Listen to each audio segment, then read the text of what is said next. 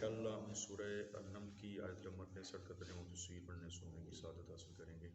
اعوذ باللہ من الشیطان الرجیم، بسم اللہ الرحمن الرحیم۔ قل لا يعلم من في السماوات والارض الغیب الا اللہ وما يشعرون ایان یبعثون۔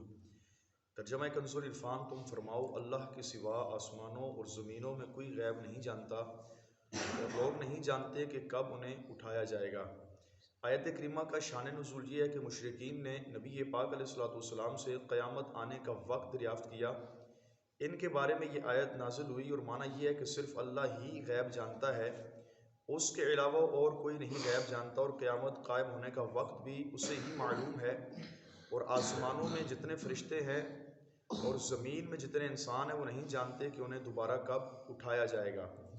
اب آیت کریمہ کے اندر اللہ تبارک و تعالیٰ نے ارشاد فرمایا کہ جو کچھ آسمانوں اور زمینوں میں ہے، فرمایا ان سب کو اللہ جانتا ہے، اللہ کے علاوہ کوئی بھی غیب نہیں جانتا۔ اس آیت میں اور اس کے علاوہ کئی آیات میں غیب کے علم کو اللہ تبارک و تعالیٰ کے ساتھ خاص کیا گیا ہے، اور اللہ تبارک و تعالیٰ کے علاوہ سے علم غیب کی نفی کی گئی ہے۔ اسی مناسبت سے یہاں علم غیب سے متعلق خلاصہ ذکر کرتے ہیں تاکہ وہ آیات و احادیث، اقوال علماء جن میں اللہ تبارک و تعالیٰ کے علاوہ دوسروں سے علم غیب کی نفی کی گئی ہے، ان کا اصل مفہوم واضح ہو جائے، اور علم غیب سے متعلق اہل سنت کا عقیدہ بھی واضح ہو جائے۔ یہاں پر ہمارا عقیدہ یہ ہے کہ اللہ تبارک و تعالیٰ جل شانہ ہی غیب کا جاننے والا ہے، لیکن اللہ تبارک و تعالیٰ نے اپنی عطا سے اپنے پیاروں کو بھی بعض غیب عطا فرمایا ہے۔ یہ اہل سنت کا ایک بنیادی عقیدہ ہے۔ میرے اعلیٰ حضرت امام اہل سنت مجددین و ملت فرماتے ہیں علم غیب اللہ تبارک و تعالیٰ کا خاصہ ہونا بے شک حق ہے، کیوں نہ ہو کہ اللہ خود فرماتا ہے قل لا يعلم من في السماوات والارض الغیب الا اللہ، کہ تم فرماؤ آسمانوں اور زمین میں اللہ کے سوا کوئی عالم الغیب نہیں ہے۔ اب اہل سنت کا عقیدہ یہ ہے کہ اللہ تبارک و تعالیٰ جل شانہ کی عطا سے اللہ کے نبیوں کو اور بعض ولیوں کو بھی بعض علم غیب عطا ہوتا ہے۔ تو اس حوالے سے مزید دو باتیں اعلیٰ حضرت فتاوی رضوی شریف میں لکھتے ہیں، یاد رکھیں کہ ایک علم غیب ذاتی ہوتا ہے اور ایک علم غیب عطائی ہوتا ہے۔ اللہ تبارک و تعالیٰ جل شانہ کی شان یہ ہے کہ اللہ تبارک و تعالیٰ کا علم غیب یہ جو ہے وہ ذاتی ہے، اللہ کا علم غیب عطائی نہیں ہے۔ زمین و آسمان کے اندر جو کچھ بھی ہے تمام کا تمام کو اللہ تبارک و تعالیٰ جاننے والا ہے۔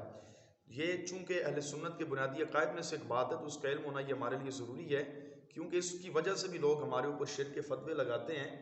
تو فرمایا اللہ تبارک و تعالیٰ کا علم غیب جو ہے یہ ذاتی ہے، اور انبیاء کرام کا علم غیب ذاتی نہیں ہے۔ جو نبیوں کے لیے ذاتی علم غیب مانے گا تو وہ بندہ دار اسلام سے نکل جائے گا۔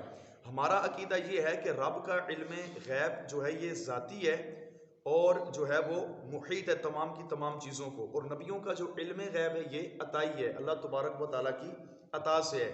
اور ہمارا دعویٰ یہ بھی نہیں ہے کہ اللہ تبارک و تعالیٰ نے نبیوں کو تمام کا تمام علم غیب عطا فرمایا۔ ہمارا دعویٰ اتنا ہے کہ بعض غیب پر اللہ تبارک و تعالیٰ نے ہمارے آقا علیہ الصلوۃ والسلام کو جو ہے وہ مطلع فرمایا ہے، اور بعض غیب ہمارے آقا کو اللہ تبارک و تعالیٰ نے عطا فرمایا ہے۔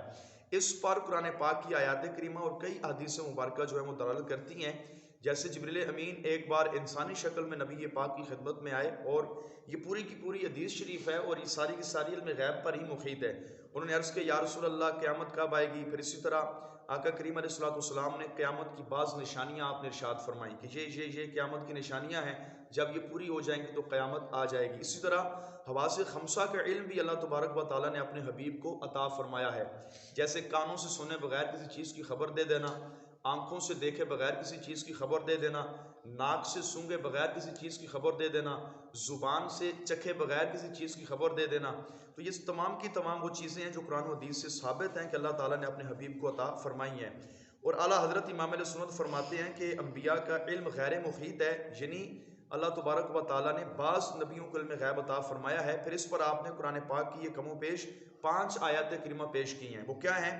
اللہ تبارک و تعالیٰ نے خود ہی ارشاد فرمایا ہے، اور یہ بات بھی یاد رکھیں کہ اہل سنت کا کوئی بھی عقیدہ قرآن و حدیث سے ہٹ کر نہیں ہے۔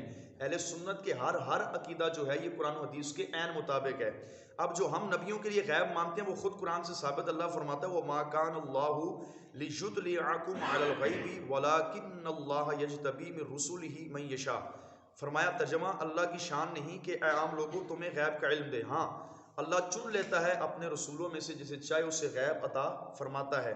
اگلی آیت کریمہ میں فرمایا عالم الغیب فلا یظہر علی غیبہ احدا الا من ارتضی من رسول، فرمایا اللہ عالم الغیب ہے تو اپنے غیب پر کسی کو مسلط نہیں کرتا سوائے اپنے پسندیدہ رسولوں کے۔ اس طرح فرمایا وما هو علی الغیب بضنین، یہ نبی غیب کے بتانے میں بخل نہیں کرتے۔ اس طرح فرمایا ذالک من انباء الغیب نوحیہ الیک، اے نبی یہ غیب کی باتیں ہم تم کو مخفی طور پر بتاتے ہیں۔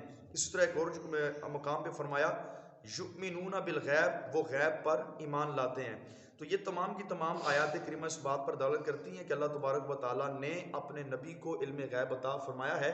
پھر اسی طرح اعلیٰ حضرت امام علیہ سنت سے جب مکہ شریف کے اندر آپ کی ذات پر یہ اعتراض ہوا کہ آپ اللہ کے لیے بھی غیب تو نبی کے لیے بھی غیب ثابت کرتے ہیں، پھر اس پر آپ نے الدولۃ المکیہ بالمادۃ الغیبیہ کے نام سے پوری یہ کتاب تحریر آپ نے فرمائی ہے، اور اس طرح فتاوی رضویہ شریف کے اندر بھی آپ نے بڑا پیارا خوبصورت رسالہ نبی پاک علیہ الصلوۃ والسلام کے علم غیب پر جو وہ لکھا ہے، جن کے مطالعہ سے یہ بات سامنے آتی ہے کہ اللہ تبارک و تعالیٰ نے اپنے حبیب کو بعض علم غیب عطا فرمایا ہے۔